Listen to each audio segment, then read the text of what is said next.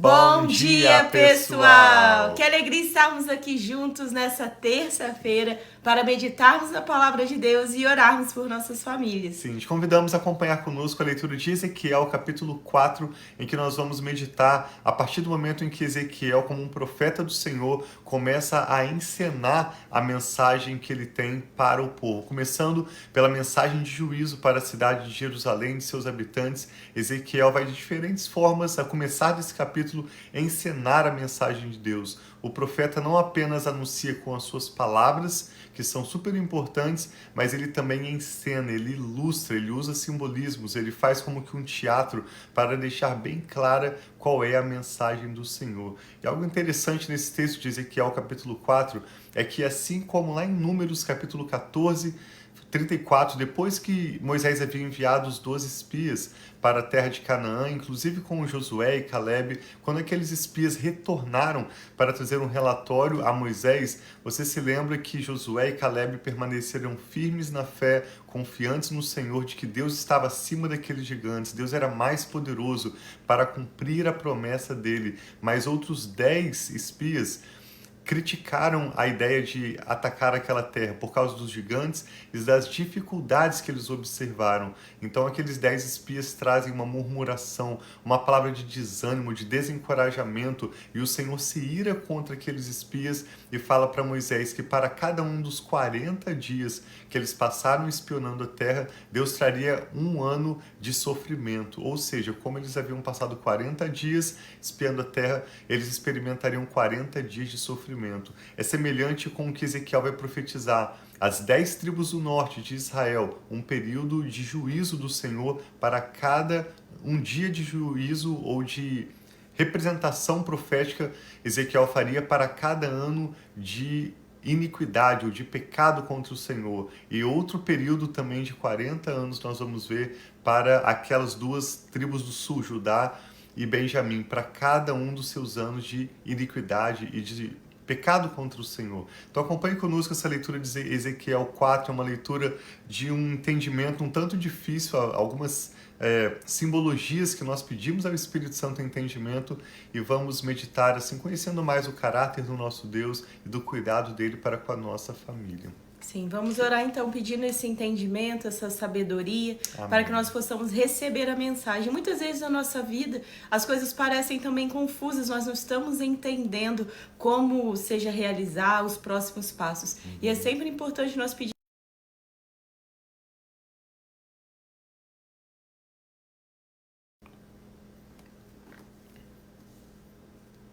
E Deus, Ele vai nos dar a sabedoria, o discernimento, e nós podemos confiar nele. Então vamos orar para nós estarmos iniciando essa leitura e que Deus abra o nosso entendimento. Amém. Pai, muito obrigado pelo teu amor, pela tua bondade, pela tua fidelidade e até mesmo pela tua justiça, Pai, que nós vemos tantas vezes através dos livros dos profetas, o Senhor realizando o teu juízo. Que o Senhor possa abrir os nossos olhos para que nós possamos ver e os nossos ouvidos para que nós possamos ouvir, Pai, a tua palavra, que é verdadeira, a tua palavra, Pai, que é forte, a tua palavra, Pai, que nos ensina, que é lâmpada para os nossos pés e luz para os nossos caminhos. Então ajuda-nos a viver a vida que o Senhor tem para nós, nos dando, Pai, sabedoria e entendimento. Nós te agradecemos e entregamos todo esse momento devocional a Ti. Em nome de Jesus, amém. Acompanhe conosco então, nós estamos ainda no início do livro de Ezequiel, lemos no capítulo 1, quando Ezequiel tem a sua primeira visão do trono da glória de Deus. Ontem nós lemos nos capítulos 2 e 3 o chamado de Ezequiel, e hoje nós vamos então começar a ler sobre o desenvolvimento do seu ministério. Diz assim, Ezequiel capítulo 4, o Senhor Deus falando com o profeta, o sacerdote Ezequiel. Ele tinha cerca de 30 anos como um judeu entre os exilados na Babilônia no período do reinado de Nabucodonosor. E o Senhor disse a ele, agora, filho do homem, apanhe um tijolo, coloque-o à sua frente e nele desenhe a cidade de Jerusalém. Era algo comum, como inclusive muitos museus e Os estudiosos encontram esses tijolos nos quais o povo babilônio e o povo daquela região utilizava ainda o barro macio para fazer inscrições, desenhos, representações em tijolos que depois que secaram viravam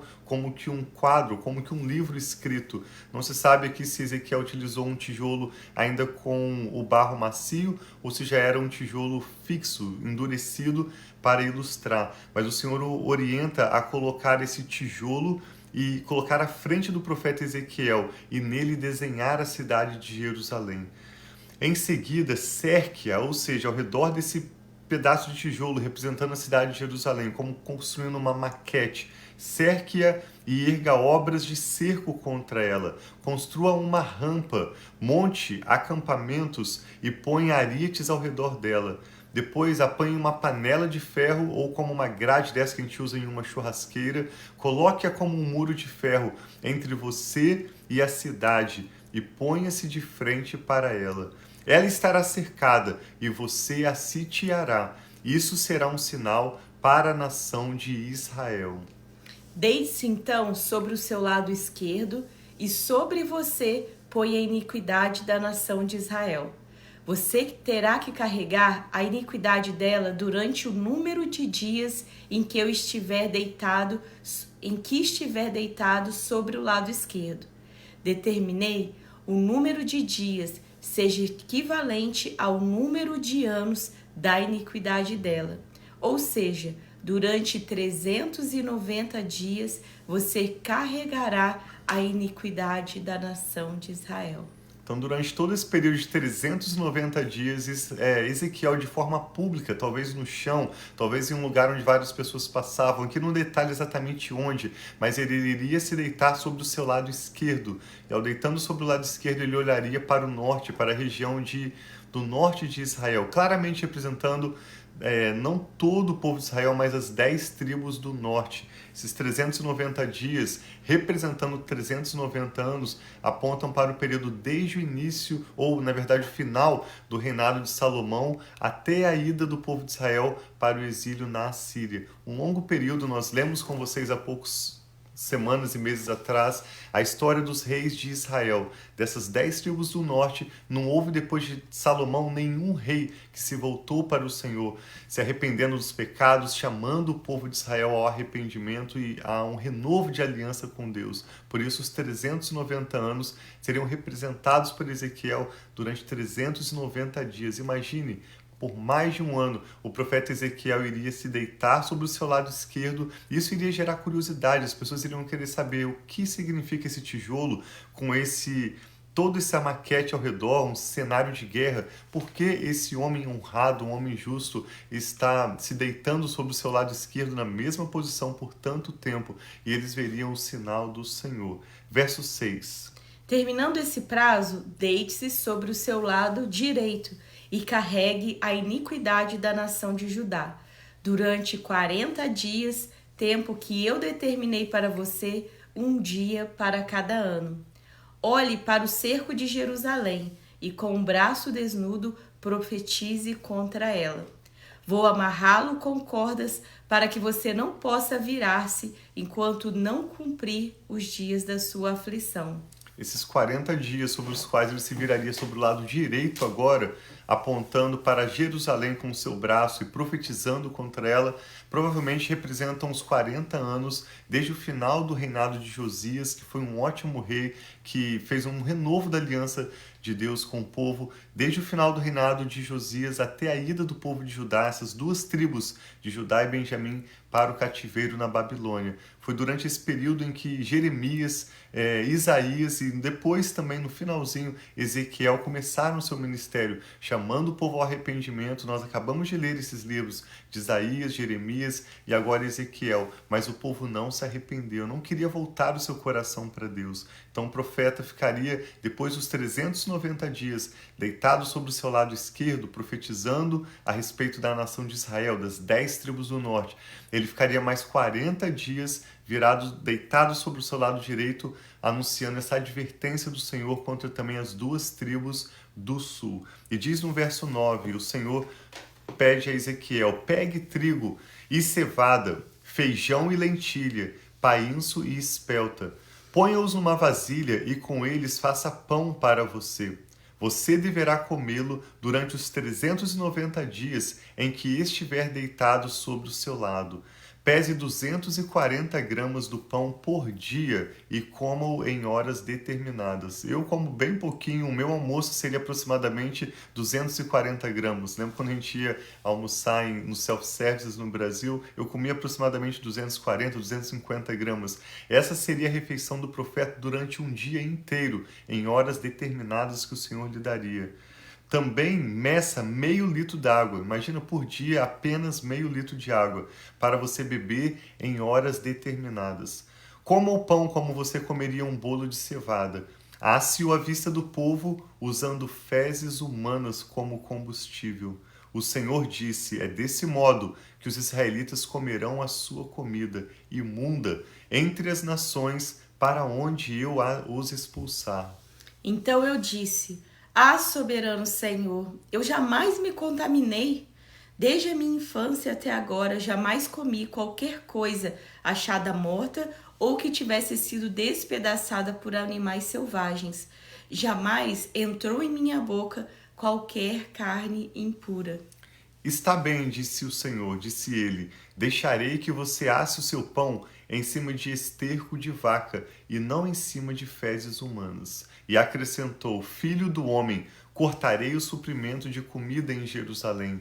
O povo comerá com ansiedade comida racionada e beberá com ansiedade, com desespero, água racionada, pois haverá falta de comida e de água.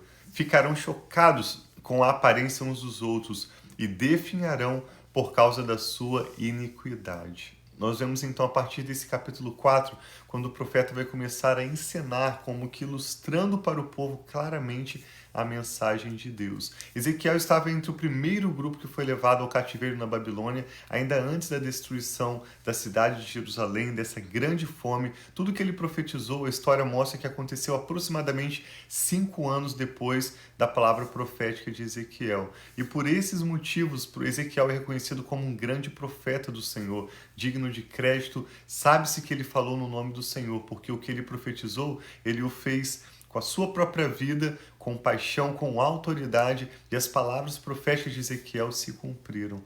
Então, o que o Espírito Santo está falando ao seu coração? Não sei se hoje você está ouvindo essa palavra, essa meditação da perspectiva daqueles que estavam ouvindo o chamado de Deus ao arrependimento. Não quero mais viver no pecado, não quero mais as consequências do pecado. Ou se você está ouvindo essa meditação na perspectiva do profeta, como alguém que tem um chamado de Deus e tem reconhecido que não é fácil viver o chamado de Deus.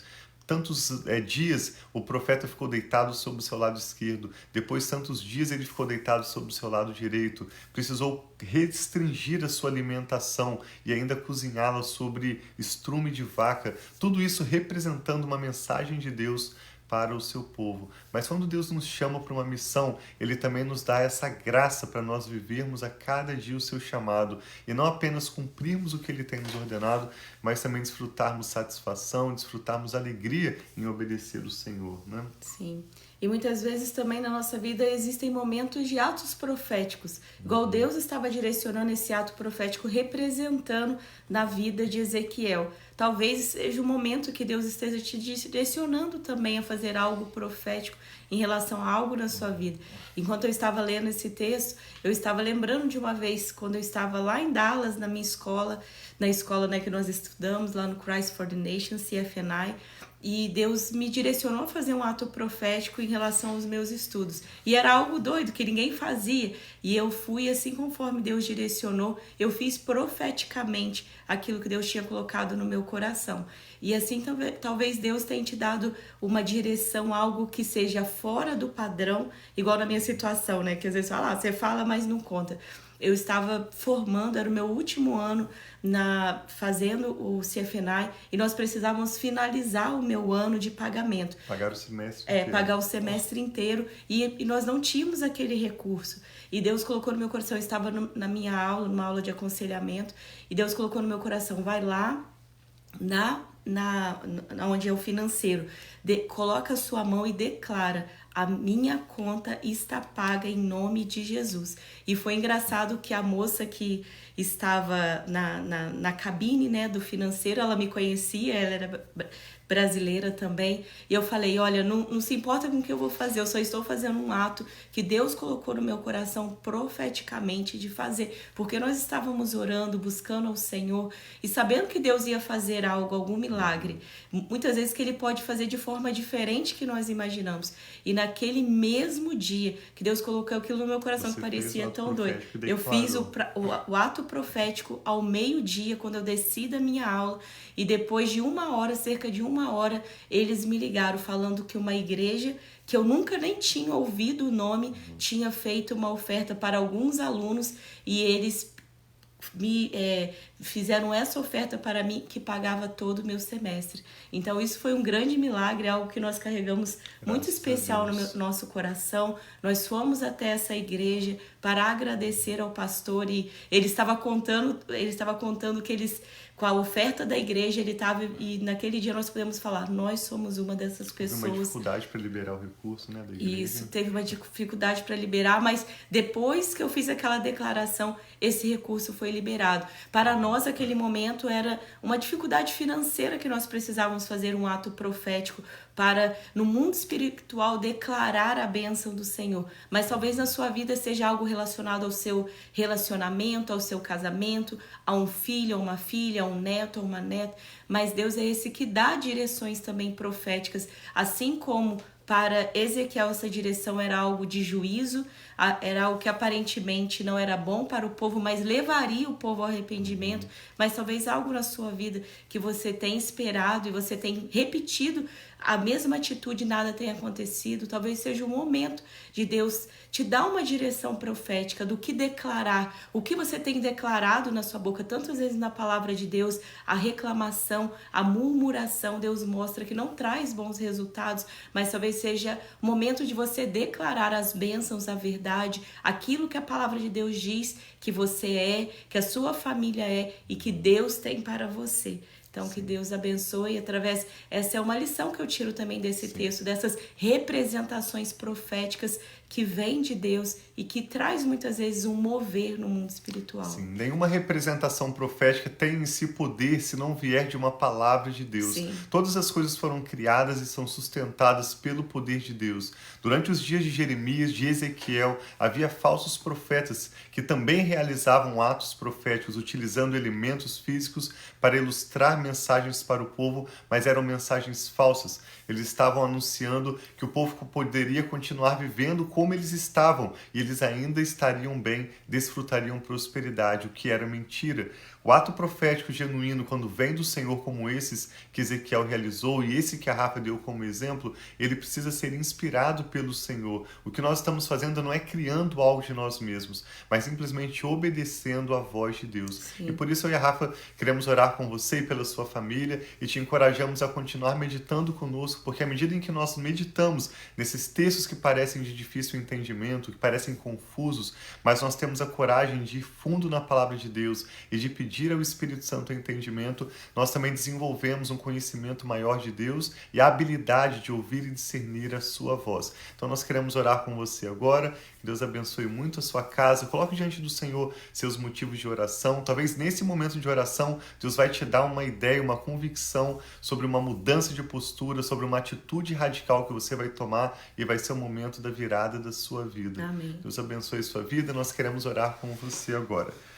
Meu Pai, nós te damos graças pela sua bondade, pelo seu amor leal, pela maneira como o Senhor fala, mesmo através do profeta Ezequiel anunciando o juízo, o número de dias indicava também a esperança da graça do Senhor e do seu perdão, que viria para trazer graça, restauração para o povo de Israel e de Judá. E nós cremos, Pai, que o choro pode durar uma noite, mas a alegria vem pela manhã. O Senhor é Deus longânimo, perdoador, grande em misericórdia, e por isso nós te damos graças. Aleluia. E entregamos a nossa família, nossas causas sobre os teus cuidados. Recebe, Pai, cada nome e cada assunto de acordo com a necessidade de cada pessoa que ora conosco agora.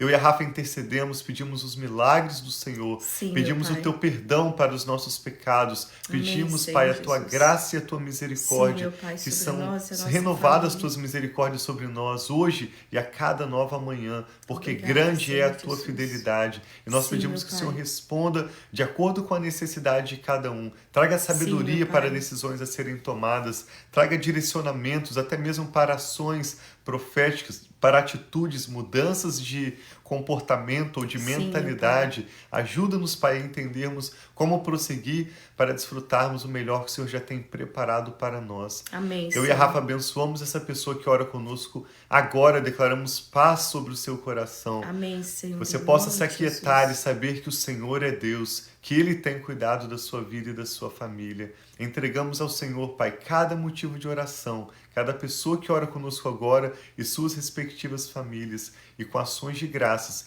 nós oramos em nome do Senhor Jesus. Amém. Graças Que a Deus Deus. abençoe o seu dia. Bom dia para Assim todos vocês seja. que estão conosco. Bom dia, irmã Alejandra.